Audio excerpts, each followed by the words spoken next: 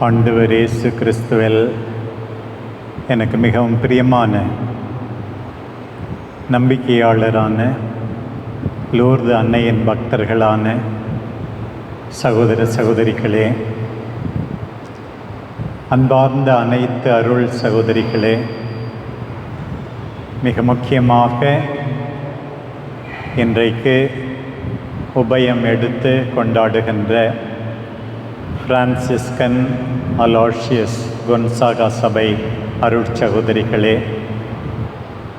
அன்பார்ந்த அருள் பணியாளர்களே, பங்கு தந்தை ஆல்பர்ட் அவர்களே, தந்தை ஆல்வின் அன்பரஸ் அவர்களே, தந்தை ஆரோக்கியராஜ் அவர்களே, உங்கள் எல்லாரோடும் இணைந்து இந்த திருப்பலியை ஒப்புக் கொடுப்பதில் நான் மிகவும் மகிழ்ச்சி அடைகிறேன். கடந்த 57 ஆண்டுகளுக்கு மேலாக நான் இந்த வெள்ளியனூர் திருவிழா நாட்களில் ஒரு முறையாவது வந்து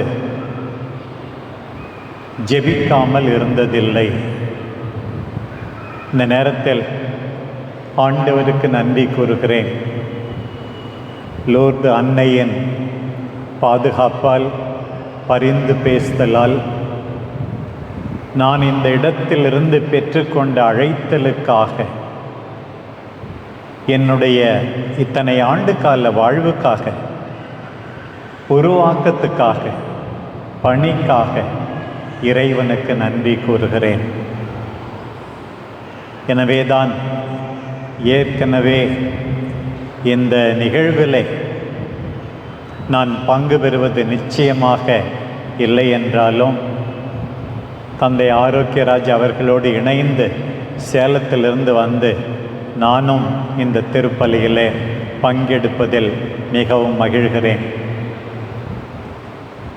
பிரியமானவர்களே, இந்த திருத்தலத்துக்கு வருகின்றவர்கள் எல்லாரும் மீண்டும் பழைய மனிதர்களாக பழைய வாழ்வை தொடரக்கூடாது. அதுதான் என்னுடைய ஆசை. ஒவ்வொரு திருப்பலியும் நம்மை உருமாற்ற வேண்டும். ஒவ்வொரு முறை இறை வார்த்தையை கேட்கும் போதும் நம் உள்ளம் உருக வேண்டும். இந்த பலிபீடத்தில் அப்பம் கேட்கப்படும் போதெல்லாம் நாம் ஆண்டவரை கண்டுகொள்ள வேண்டும். சென்று அந்த ஆண்டவரை நம் வார்த்தையால் மட்டுமல்ல, அதை தாண்டி வாழ்வாய் வழங்க வேண்டும். இதை மறந்துவிடக்கூடாது. பிரியமானவர்களே, இன்றைக்கு முக்கியமாக நம்முடைய மன்றாட்டில் விண்ணக வாயிலான எங்கள் அன்பு தாயே எங்களுக்காக வேண்டிக் கொள்ளும் என்ற தலைப்பு.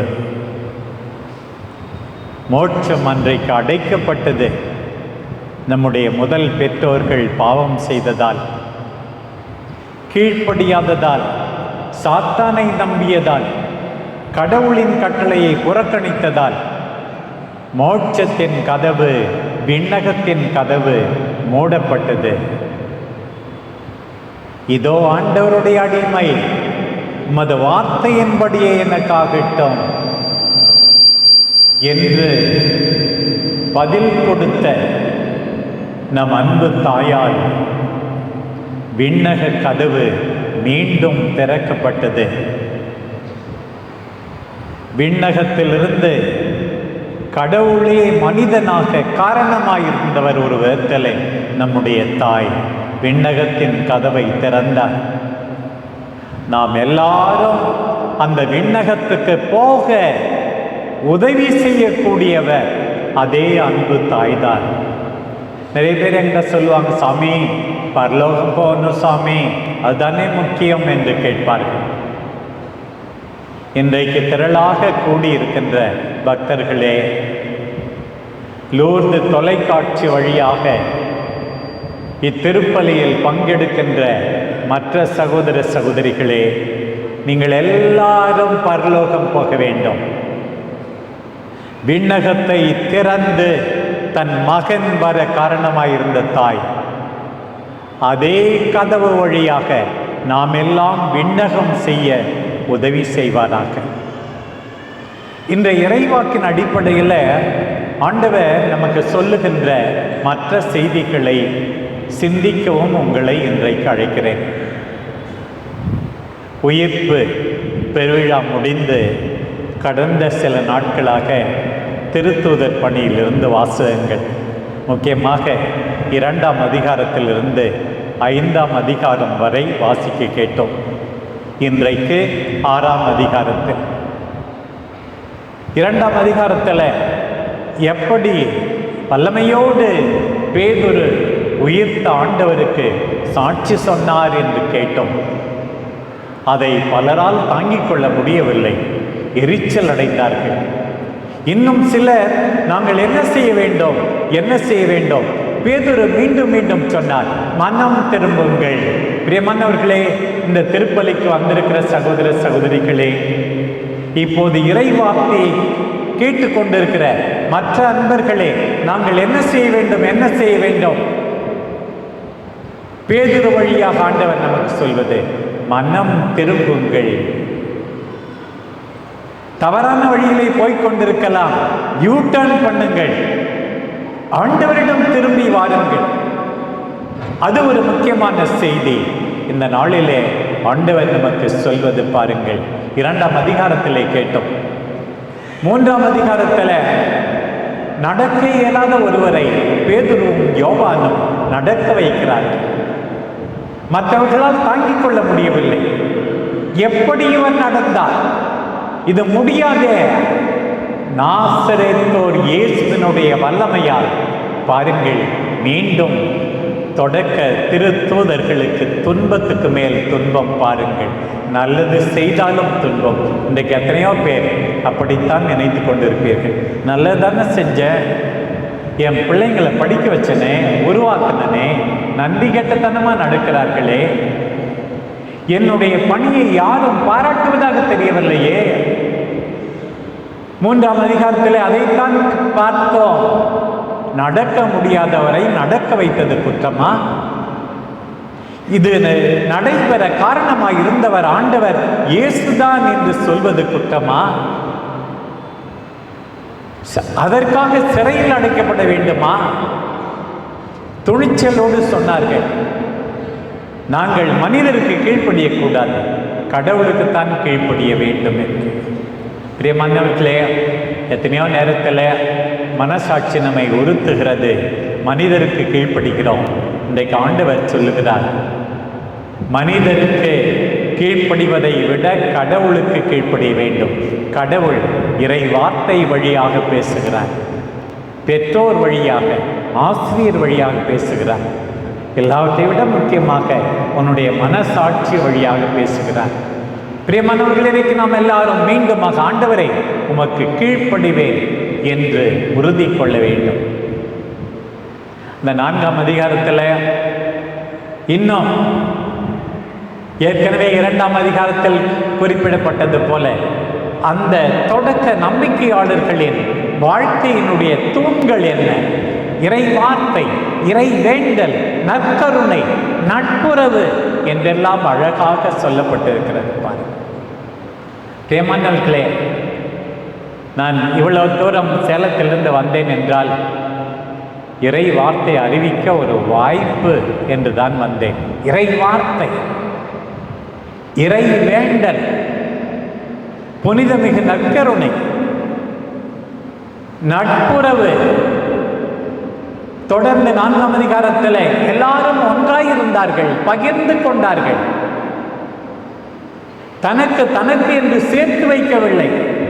இதுதானே வாழ்க்கை முறை என்று சொல்லப்பட்டிருந்தது. 5ஆம் அதிகாரத்தில் கேட்டோம், அந்த சூழலிலும் ஒரு சில பேர் பித்தலாட்டமாக தங்கள் தாராளத்தை எண்பிக்க நினைத்தார்கள். அனானியா, சபைரா, பர்னபா தாராளமாக அவருடைய உடைமைகளை விற்று திருத்தூதர்களுக்கு கொடுத்தார். அது அவருடைய நல்லெண்ணம். அவரை போல செய்வதாக நடித்தார்கள், பொய் சொன்னார்கள். அவர்களுக்கு நேர்ந்தது சாவு.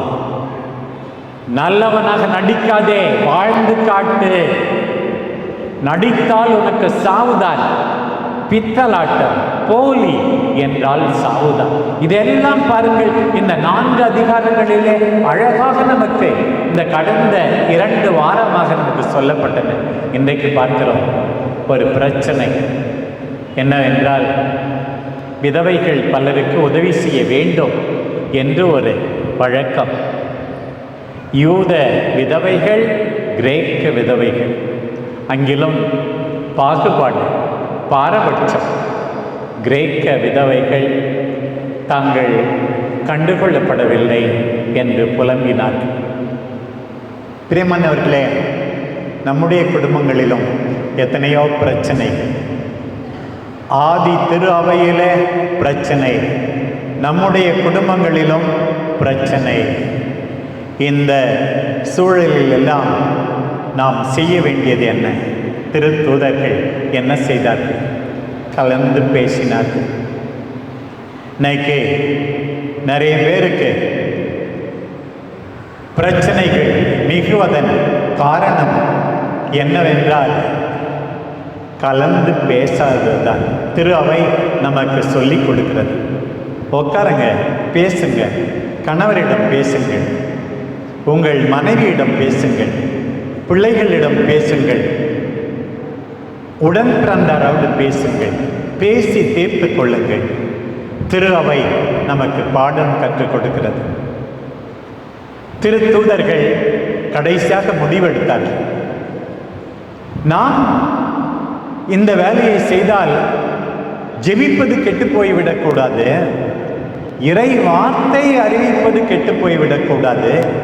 இங்கேயும் பாருங்கள், ஜெபம், இறை வார்த்தை, இவை 2 தான் முக்கியம். பாருங்கள், ஜெபம் ஒரு பக்கம், இன்னொரு பக்கம் இறை வார்த்தை.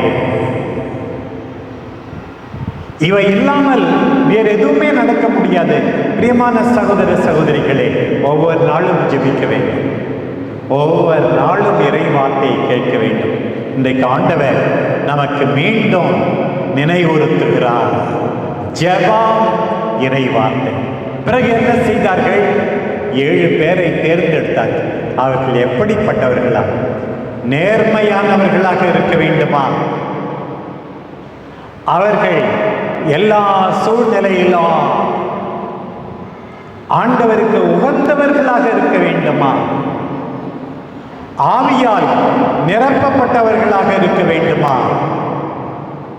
இப்படிப்பட்டவர்களே அவர்கள் தேர்ந்தெடுக்கிறார்கள். நம்மில் எத்தனையோ பேர் பதவிக்காக, பணிக்காக, வேலைக்காக, முக்கியத்துவத்துக்காக அலைகிறார்கள். ஆவியால் நிறைந்திருக்கிறீர்களா? உங்கள் நடத்தை அப்பழுக்கில்லாமல் இருக்கிறதா? ஆண்டவர் இன்றைக்கு கேட்கிறார், நம்முடைய அருள் பணியாளர்களோடு, திரு அவையோடு நாம் ஒத்துழைக்க வேண்டும் என்று ஆண்டவர் கேட்கிறார். அப்படிப்பட்டவர்கள் அன்றைக்கு தேர்ந்தெடுக்கப்பட்டார்களாம். இறை வார்த்தை பெருகியதாம். இதுதான் இன்றைக்கு நம் எல்லாருக்கும் சொல்லப்படுகிற முதல் செய்தி. பிரியமானவர்களே, நான் ஒத்துழைப்பேன், ஆண்டவருக்காக என் நேரத்தை கொடுப்பேன், என் உழைப்பை கொடுப்பேன், நேர்மையோடு செயல்படுவேன் என்று எல்லாரும் முயற்சி எடுக்க வேண்டும். பிரியமானவர்களே, இன்றைய நற்செய்தி பகுதி எவ்வளவோ ஆறுதல் கொடுக்கிறது, நம்பிக்கை கொடுக்கிறது. பிரியமானவர்களே, இதனுடைய பின்னணி என்னவென்று நாம் பார்க்க வேண்டும். உங்களுக்கு தெரியும், இயேசுனுடைய நெருக்கமான உறவினர் எலிசபெத்தின் மகன் திருமுழுக்கு யோவான் ஏரோதை கண்டித்தார், சிறையில் அடைக்கப்பட்டார். கடைசியாக ஏரோதினுடைய அந்த வைப்பாட்டி என்று சொல்ல வேண்டும் பழிவாங்கினார். அவருடைய தலையை தன் மகள் வழியாக கேட்டார். அநியாயமாக கொல்லப்பட்டார். ஆண்டவருக்கு இந்த செய்தி கிடைத்தது. உடனே ஆண்டவர் வெகுண்டெழவில்லை, அமைதியாக போய்விட்டார். சில நேரங்களில் நாம் மௌனம் காக்க வேண்டியிருக்கிறது. தொடர்ந்து நம்முடைய பணியை செய்வதற்காக. அப்படித்தான் ஆண்டவர் வந்தார். தனியே வந்து அழுதிருப்பார். என்னுடைய உறவினர், என்னை முன்னறிவித்தவர், நேர்மையாக வாழ்ந்தவர், நீதிக்காக போராடியவர் நல்லதானே செய்தார், ஏன் இப்படி கொல்லப்பட வேண்டும்? ஆண்டவருடைய மௌனம் நம் உள்ளத்தை தொடுகிறது பாருங்கள். அந்த நேரத்தில் ஆண்டவரை மக்கள் சும்மா விடவில்லை. அவரை தேடி வருகிறார்கள். அவர்கள் மீது பரிவு கொண்டார். அவர்களுக்கு போதித்தார். சீடர்கள் சொல்லுகிறார்கள், 3 நாள் ஆகிறது, இவர்களை எப்படியே அனுப்பிவிட்டால் சோர்ந்து போய் விழுந்து விடுவார்கள் என்று பக்கத்தில் உள்ள ஊர்களுக்கு சென்று உணவு வாங்கிக் கொள்ள அனுப்பிவிடுங்கள் என்று ஆண்டவருடைய உள்ளத்தை பாருங்கள். நீங்களே உணவு கொடுங்கள் என்று ஆண்டவர் அழைக்கிறார். சீடர்களை பொறுத்தவரை உணவு வாங்க வேண்டும், அனுப்பிவிட வேண்டும். ஆண்டவரை பொறுத்த மட்டில் இரக்கம் பொங்கி எழுகிறது. பிரியமானவர்களே, இன்றைக்கு இந்த திருப்பலியிலே பங்கெடுக்கிற அத்தனை பேருடைய சோர்வை, கலக்கத்தை, மயக்கத்தை, வேதனையை ஆண்டவர் புரிந்து கொள்கிறார். நீங்களே உணவு கொடுங்கள் என்று ஆண்டவர் அவர்களுக்கு உணவு கொடுத்தார். பாருங்கள், அன்றைக்கு ஆண்டவரே, எத்தனையோ நல்ல காரியங்கள் எங்கள் வீட்டிலே நடக்க வேண்டியிருக்கிறது, நல்லது செய்யும் ஆண்டவரே. எங்கள் வேதனையை பாரும் ஆண்டவரே. எங்களுக்கு சக்தி தாரும் ஆண்டவரே. தொடர்ந்து எங்கள் கடமையை செய்ய வேண்டும் ஆண்டவரே என்று நாம் எல்லாரும் தொடர்ந்து ஆண்டவரை பார்த்து இன்றைக்கு கேட்க வேண்டும். 5 அப்பங்களையும் 2 மீன்களையும் வைத்து 5000 பேருக்கு அன்றைக்கு ஆண்டவர் உணவளித்தார். அவர்கள் அவரை அரசராக்க நினைத்தார். பரவாயில்லப்பா, எப்போது பார்த்தாலும் நமக்கு சாப்பாடு கிடைக்கும்பா என்று நினைத்தார்கள் போல் இருக்கிறது. ஒரு பக்கம் ஆண்டவர் அந்த வெற்றியை கொண்டாட சீடர்களை அனுமதிக்காமல் கட்டாயப்படுத்தி, போங்க, படகில் ஏறுங்கள், பயணம் செய்யுங்கள் என்று அனுப்புகிறார். தானோ தந்தையோடு ஜெபித்திருக்க, விழித்திருக்க மலை மீது ஏறி போகின்றார். மீண்டும் பாருங்கள் ஜெபத்தின் முக்கியத்துவத்தை. ஆண்டவர் இயேசு நமக்காக பரிந்து பேசி ஜெபிக்கிறார். எபிரேயருக்கு எழுதப்பட்ட திருமுகத்திலே அதைத்தான் வாசிக்கிறோம். பிரியமானவர்களே, ஆண்டவர் நமக்காக ஜெபிக்கிறார். நம் அன்பு தாய் நமக்காக ஜெபிக்கிறார். மகனே, ரசம் தீர்ந்து விட்டது. இங்கே வந்திருக்கிற நாமம், இன்றைக்கு இறைவார்த்தை கேட்கின்ற நாமம், நமக்கு தெரிந்தவர்களை எல்லாம் நினைவுபடுத்தி ஜெபிக்க வேண்டும். பாருங்கள், அன்றைக்கு மலை மேல் ஜெபித்து கொண்டிருக்கிறார். சீடர்களோ கடலிலே போராடி கொண்டிருக்கிறார்கள். ஆண்டவரே, என் மீது அக்கறை கொண்டிருக்கிறீரே, ஜெபத்தின் முக்கியத்துவத்தை வெளிப்படுத்துகிறேன். ஜெபித்ததோடு நின்று விடவில்லை, அவர்களை தேடி போகிறார். ஆண்டவர் கடல் மீது நடக்கிறார். பேய் என்று நினைக்கிறார்கள், பூதம் என்று நினைக்கிறார்கள். ஆண்டவரே, எங்களை காண வாரும். மத்தேயு நற்செய்தியின்படி பேதுரு நான் வருகிறேன் என்று சொல்லியிருக்கிறார். நீர்தான் என்றால் நான் வருகிறேன் என்று சொல்லியிருக்கிறார். பேதுருவும் நடந்தார், ஆனால் சந்தேகப்பட்டார், மூழ்க போனார். குறைந்த நம்பிக்கையுடையவனே என்று ஆண்டவர் அவரை கையை பிடித்து தூக்குகின்றார். இன்றைக்கு வாசிக்கப்பட்ட பகுதியிலே அது குறிப்பிடப்படவில்லை. ஆண்டவர் அங்கே வந்தவுடனே சீடர்கள் அவரை ஏற்றிக்கொள்ள மிகவும் ஆவலாயிருந்தார்களாம். பாருங்கள், ஆண்டவரே, எங்கள் கப்பலில் வாரா, ஆண்டவரே, எங்கள் படகிலே வாரா, ஆண்டவரே, எங்கள் வீட்டுக்கு வாரா, எங்கள் குடும்பத்துக்கு வாரும், எங்கள் சபைக்கு வாரும் ஆண்டவரே, எங்கள் பங்கிற்கு வாரும் ஆண்டவரே, எங்கள் நாட்டுக்கு வாரும். பாருங்கள், இன்றைக்கு வாசிக்க கேட்டோம், ஆண்டவரை ஏற்றிக்கொள்ள ஆவலாய் இருந்தார்கள். ஆண்டவரை பெற்றுக்கொள்ள ஆவலாய் இருக்கிறீர்களா? உடனே அவர்கள் கரை போய் சேர்ந்தார்களாம். புயல் ஓய்ந்ததாம், அமைதி நிலவியதாம். பாருங்கள், இதுதான் இன்றைக்கு நாம் வாசிக்கப்பட்ட நற்செய்தி பகுதி. பாருங்கள் பிரியமானவர்களே, இன்றைக்கு நாம் எல்லாரும் அழைக்கப்படுகிறோம். நம் அன்பு தாய் லூர்து அன்னை நம் எல்லாருக்கும் சொல்லுகின்ற செய்தி, அன்றைக்கு பேதுரு சொன்னது போல, மனம் திரும்புங்கள், ஜெபியுங்கள், என் மகனுடைய வார்த்தையை கேளுங்கள். இதுதான் இன்றைக்கு சொல்லப்படுகிற செய்தி. இறை வாக்கை, புனிதமிகு நற்கருணையை, இறை வேண்டலை, நட்புறவை, பகிர்ந்து கொள்ளலை வாழ்ந்த தொடக்க திரு அவையைப் போல நாம் வாழ இங்கிருந்து புறப்பட வேண்டும். புயல் ஓயும், மகிழ்ச்சி நிறையும், ஆண்டவரை வரவேற்றார். விண்ணகத்தின் வாயிலான நம்முடைய தாய் நம் எல்லாரையும் விண்ணகம் விட்டு செல்வாராக. ஆமென்.